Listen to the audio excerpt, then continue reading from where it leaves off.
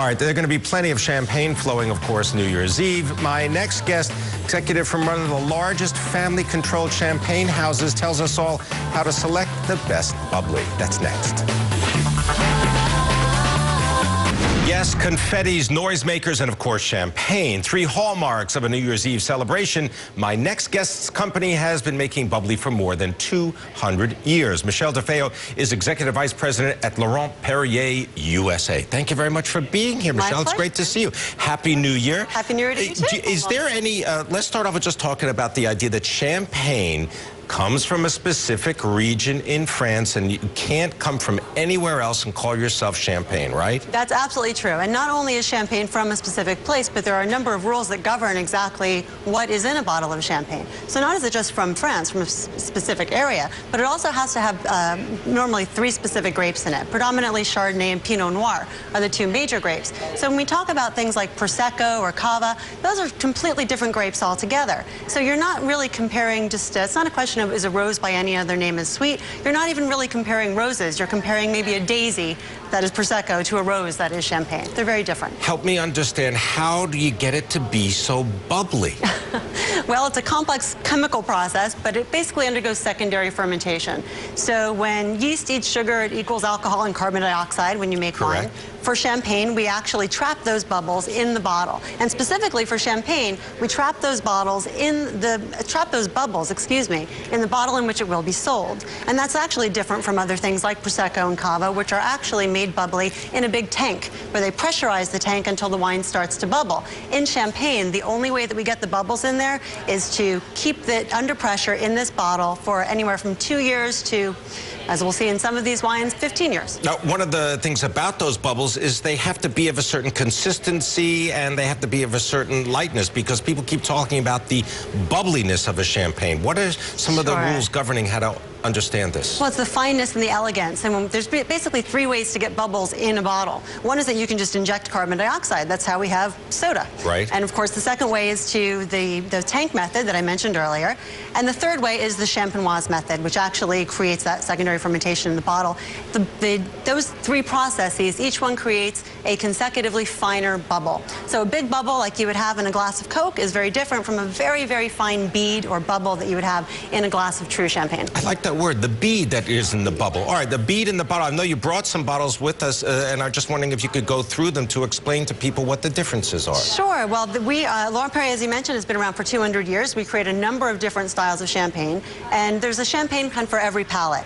This is our non-vintage brut. When we speak about champagne, it's there's a huge variation of what can be in the bottle. This is kind of the standard bearer. When you say champagne, most people are expecting exactly what this bottle has in it. It's predominantly Chardonnay, blended with some Pinot Noir and some Pinot Meunier. Light, elegant, complete party-style champagne, real crowd pleaser. But then as we start getting into different types, as people get more into champagne, you can go to something that's a non-dosage champagne. Basically, this is a champagne that has no sugar added to it whatsoever. And this is the driest champagne that you can get. It also has fewer calories because of that. So if you wanted to start your New Year's resolution a little bit early at the stroke of midnight, and this is it specifically with a blue label for that reason, that you can identify it then as that kind of Laurent Perrier champagne? Yes, we like to keep it very distinctly different so you don't have to worry about all the letters on the labels. Right. So very clean, very kind of minerally, kind of like the ocean in terms of its minerality. So we have that in so if you're looking to count your calories, perhaps you want to go with this. That would be the Ultra Brut. That's a good place for the Ultra Brut. Now, what about the rosé? Because I know that this is, for example, even the bottle itself is an iconographic element. It is. We actually are the largest selling rosé champagne in the world. We were the first house to reintroduce non-vintage rosé champagne after it had not been produced for a very long time in Champagne. And when we produced it, we decided that we wanted to put it into a bottle that had some historical significance. And this is a replica of a bottle that would have been served at the time of Henry IV. We're very concerned about authenticity and heritage in France, and specifically at Laurent Perrier. So we wanted to pay homage to the old style of making rosé champagne. And this is 100% Pinot Noir, so a very different kind of champagne, very high quality, 100% Grand Cru, meaning coming from only the very highest, the top vineyards in Champagne, 10 specifically selected crus for Pinot Noir, and again blended and put into this bottle and then aged in that bottle for about 4 years. During that 4 years, we developed that fine bead prior to it being sold in the market. Now let's say that it's more than just a couple who are celebrating and you want to bring something a little larger. I noticed that you have two larger bottles. What are they called and what do they represent? Well, big celebrations should call for big bottles, right? So I brought along two magnums of our prestige cuvées. These are the absolute top-of-the-line champagnes made by the House of Laurent Perrier. This first one, the bottle size is called a magnum. Okay. And it's double the size of a standard bottle, which is 750 milliliters, and this is 1.5 liters. So it's about 10 glasses, which really, that's a good amount of champagne, and even if it's just a couple, if it's a big celebration. So this is our Grand Siècle. This is a multi-vintage blend, meaning wine that's from 3 years that we feel are of vintage quality. These are all non-vintage blends, the first three wines that we discussed. This is a blend of 3 very specific years that had complementary characteristics that when blended together create what we feel like is the best expression of what champagne can do. Champagne's about the blend, be it white and red grapes or be it about the years. So this is taking that to an even higher level of refinement. And the final bottle that you brought along? The final bottle is our vintage bottling of our prestige cuvée, which is called Alexandra. And this captures, when we speak about vintage and champagne... Is that the name of someone from the family of Laurent Perrier? Indeed it is. And it's the daughter of the patriarch of the house. And this was bottled and released specifically for her wedding. And this has just been released in its 2004 vintage, and it really captures a special moment in time in Champagne. And 2004 was an absolutely beautiful harvest.